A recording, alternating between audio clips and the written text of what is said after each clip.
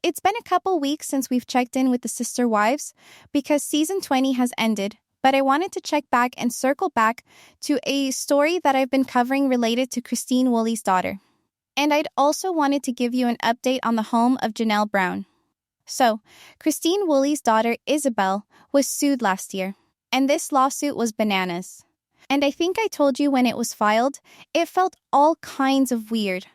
Because the woman suing her alleged that there was a car accident that Isabelle had caused the accident, and it was a chain reaction.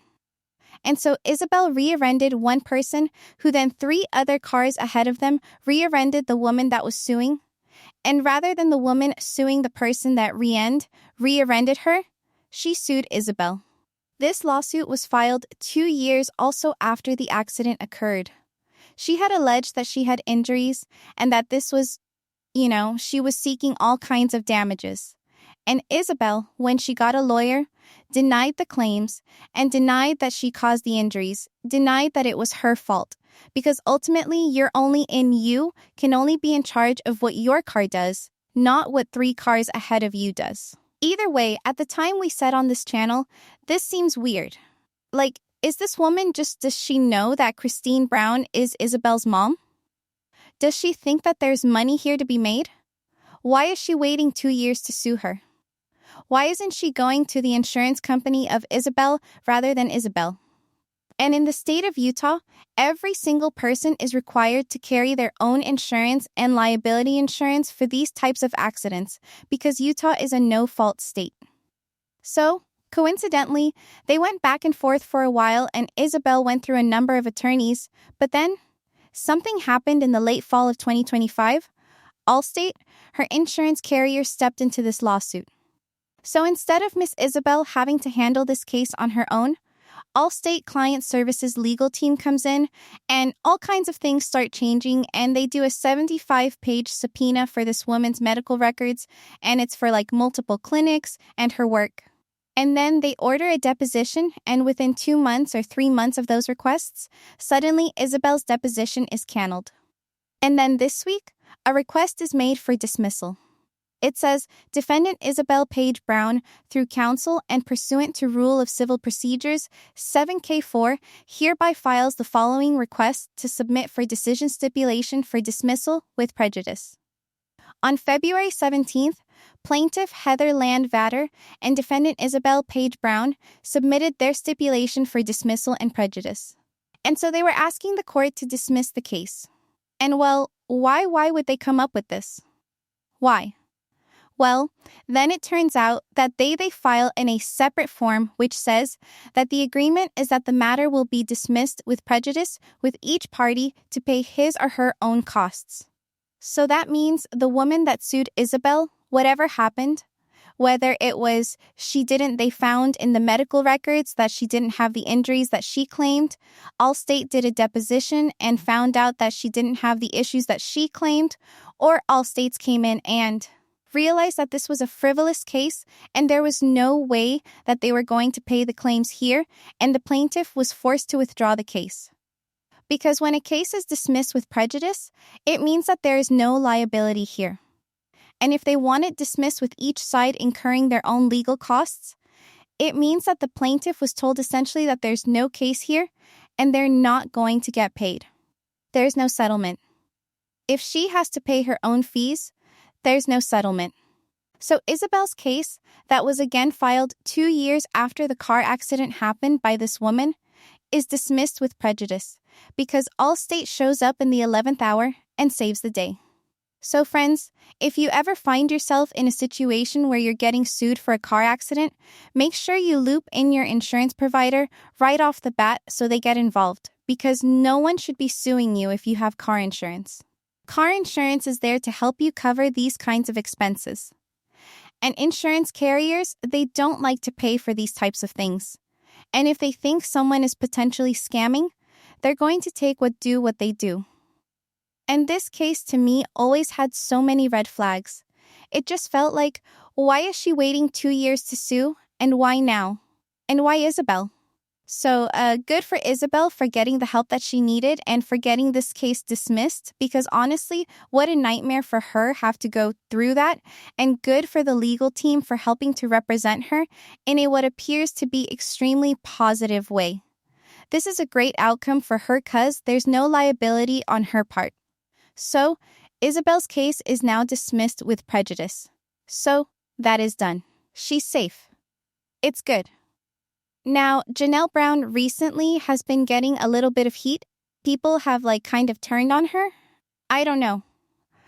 I'm not really sure why, simply because of a narrative of storyline, because they think she somehow did something bad to Mary, but it's been years and years and years since all of this happened.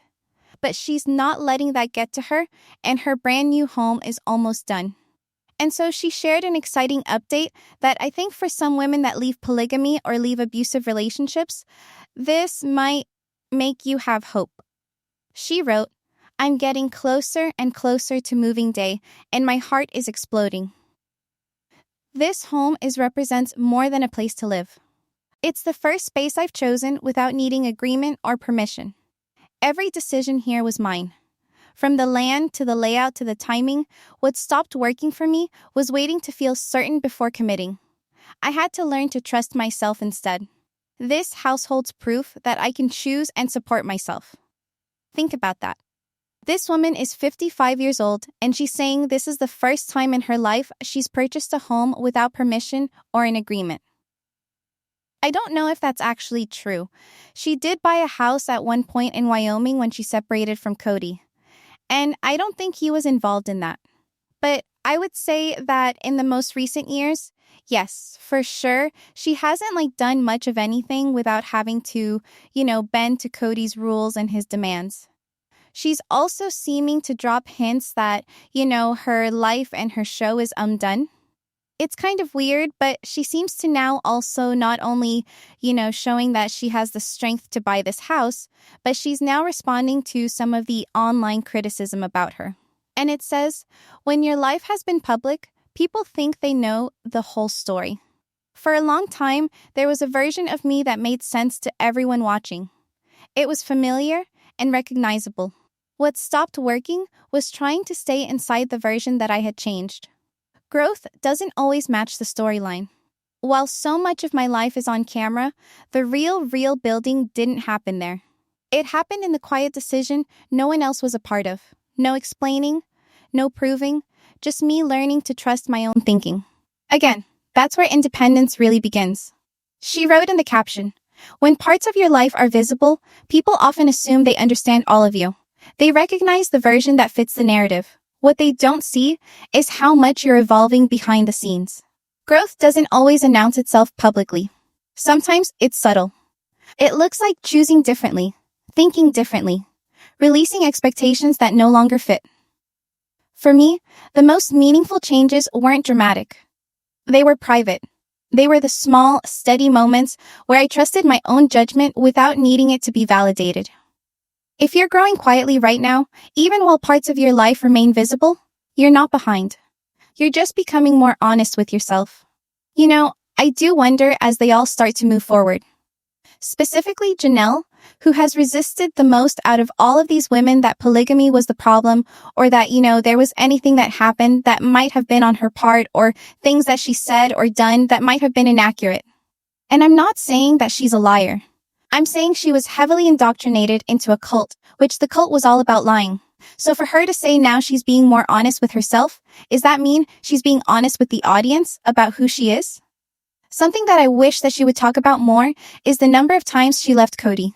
I think that would be powerful for other women. I also wish she would do this without charging women money. But that's just my opinion.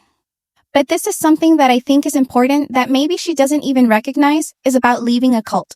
This comment after big transitions, women often assume they're stuck because they're afraid. But what I see in myself and in women I work with is something quieter than that. It's the loss of structure. The moment when no one else is setting the rules anymore, and suddenly you're face to face with your own decisions. That can feel disorienting even when you're capable. What moved me forward wasn't bravery or certainty. It was allowing myself to choose without waiting for confidence to show up first. If you're in a pause right now, nothing has gone wrong. You're learning how to trust yourself again. And then there's she made a couple memes or a couple digital posts that say, it's the constant second guessing and wondering if you're allowed to choose something different now. After everything changes, you're suddenly making decisions without the old structure that silence can feel unsettling. What stopped working for me was waiting to feel ready before moving forward, because that moment never came. What helped me was realizing confidence doesn't come first. It's built by choosing and then choosing again. Stuck isn't failure. It's a pause before self-trust catches up. You know, one thing that I will say is that part of her growth and truth to me would be that she would get honest about the fact that she was in a cult, right? I think there's a lot of pride on her part because her family members, before she even got involved in this group, tried to warn her about not getting into this cult, and they were fearful about her involvement in this. And so what she's describing, at least in my experience of covering these types of high control groups, is that when someone leaves a high control group and a cult, it is very disorienting.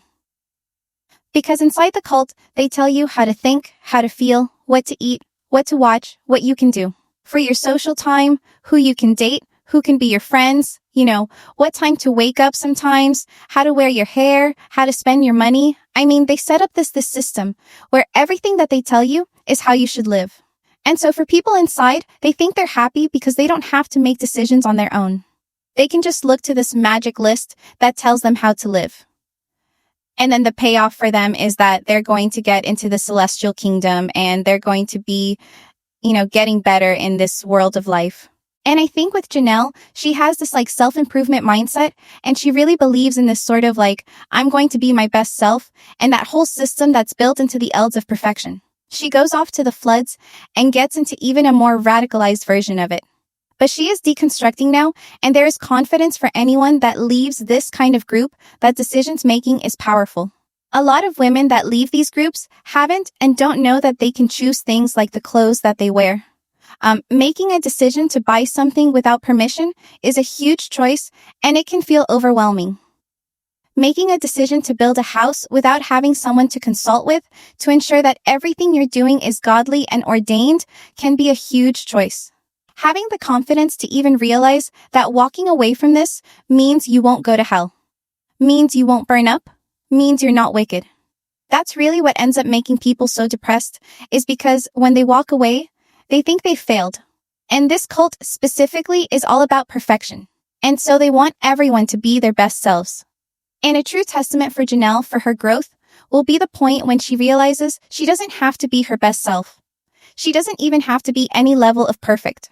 And when she can start to admit the lies of the cult, and the lies of what she went through, and the lies that she had to say in order to promote what was going on. I was listening to McKelty and Tony, who were on their Patreon a couple weeks ago, and Tony made this comment that what he would if the show were to continue. He said what he would really like to see is that some of them start to get more honest with what the cult was right and start to talk about and help women leave. It's hard to admit you were wrong. And it's also hard to admit that you were roped into something that was bad and that it might have brought you down the wrong course because you were manipulated and coerced. And that's a shame that people shouldn't hold, because the shame should go to the abusers that are doing this to the people involved, right? And because they're indoctrinated so much to not want to be failures, it's hard for them to admit sometimes that it was all a sham. And then there's this whole thing about the pride of it, that they don't want to acknowledge that they might have been deceived, or they might have deceived others, whether intentionally or unintentionally. My wish for Janelle more than anything is that rather than trying to use this platform to help others before she's fully deconstructed herself, that she would go through therapy on her own and deal with this, before trying to rope anyone else into her possibly already broken thinking. There's this other tendency with people that come out of cults as they get into new cults. They cult hop or they try to fix other people. So, if I can't fix myself, I'm going to fix you.